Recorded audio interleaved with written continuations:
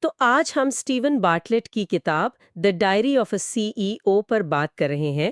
جو معلومات دستیاب ہیں ان کا تھوڑا گہرائی سے جائزہ لیں گے۔ جی، یہ کتاب ایک نوجوان برطانوی انٹرپرینیور کی ہے۔ سوشل میڈیا ایجنسی بنائی تھی انہوں نے۔ ہاں، اور اب تو بہت مشہور پوڈ کاسٹر بھی ہیں۔ بالکل، تو یہ کتاب ان کی ذاتی ڈائری سے نکلی ہے۔ اچھا، تو ہمارا مقصد ہے کہ اس سے کامیابی، قیادت اور خود کو سمجھنے کے بارے میں کچھ خاص نقطے نکالیں۔ بالکل، اور دیکھیں اس کتاب کو جو چیز منفرد بناتی ہے نا، وہ اس کا ڈائری فارمیٹ ہے۔ صحیح، کوئی عام بزنس گائیڈ نہیں ہے یہ؟ نہیں، ہر باب ایک طرح سے ڈائری انٹری ہے، زندگی یا کاروبار کے کسی اہم سبق کے لیے۔ اور خاص بات یہ ہے کہ صرف کامیابی کی کہانیاں نہیں ہیں، ناکامیاں، شکوک، جو اسباق سیکھے وہ سب بہت ایمانداری سے بیان کیا ہے۔ یہ ایمانداری والی بات واقعی اہم ہے۔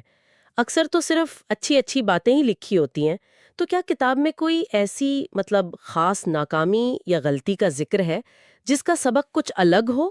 جی، ایک دلچسپ پہلو یہ ہے کہ وہ صرف بڑی ناکامیوں پر نہیں رکتے، بلکہ روزمرہ کی چھوٹی غلط فہمیوں یا فیصلوں پر بھی بات کرتے ہیں۔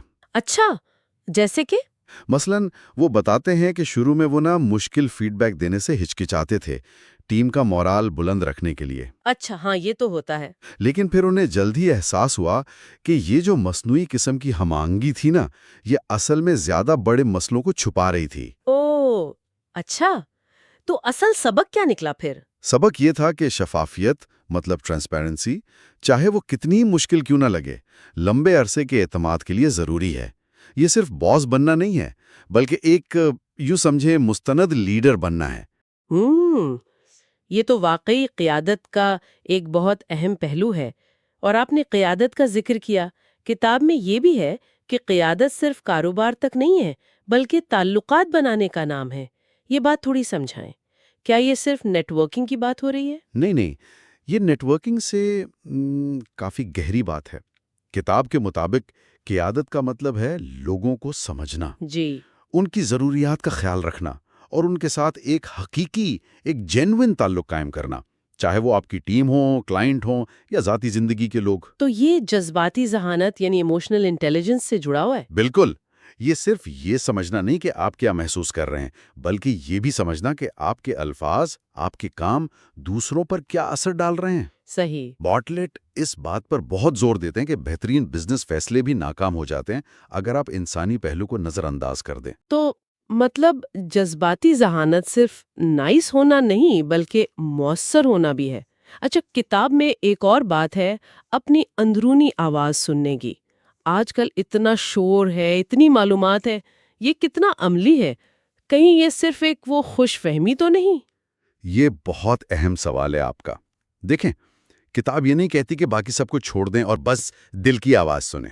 اچھا، بلکہ یہ ڈیٹا، منطق اور آپ کی جو اندرونی حس ہے، آپ کی انٹیوشن، اس کے درمیان ایک توازن قائم کرنے کی بات کرتی ہے۔ توازن، ٹھیک۔ بارٹلیٹ کا کہنا ہے کہ بہت سے کامیاب لوگ وہ تجزیے کے ساتھ ساتھ اپنے گٹ فیلنگ پر بھی بھروسہ کرتے ہیں، خاص طور پر جب فیصلہ کرنا مشکل ہو، غیر یقینی صورتحال ہو۔ تو یہ اندرونی آواز کیا ہے پھر؟ کوئی جادوئی چیز؟ نہیں، اصل میں یہ آپ کے لاشعوری تجربات اور مشاہدات کا مجموعہ ہوتی ہے۔ کتاب اسے پہچاننے اور اس پر بھروسہ کرنے کو کہتی ہے، لیکن اندھی تقلید نہیں۔ صحیح، توازن والی بات پھر آ گئی۔ تو مجموعی طور پر یہ کتاب کن لوگوں کے لیے زیادہ فائدہ مند ہو سکتی ہیں؟ صرف سی ای اوز کے لیے؟ نہیں، میرے خیال میں تو اس کی اپیل کافی وسیع ہے۔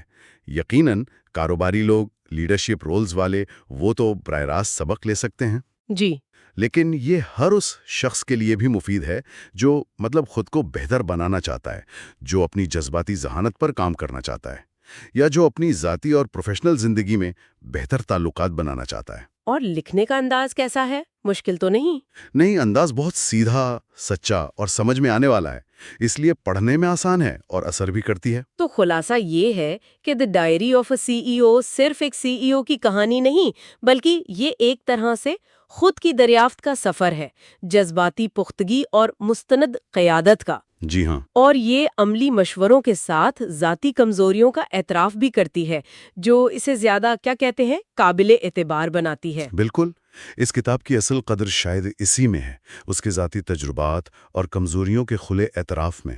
یہ اسباق کو زیادہ حقیقی بناتا ہے۔ اور یہ ہمیں سوچنے پر مجبور کرتی ہے۔ آج کے دور میں جہاں باہر کا اتنا دباؤ ہے، سوشل میڈیا کا شور، معلومات کا سیلاب، کوئی شخص اپنی اندرونی آواز پر واقعی کیسے بھروسہ کر سکتا ہے؟ صحیح۔ اور بیرونی دنیا کے تقاضوں کے ساتھ اس میں توازن کیسے قائم رکھ سکتا ہے؟ یہ ایک غور طلب نقطہ ہے۔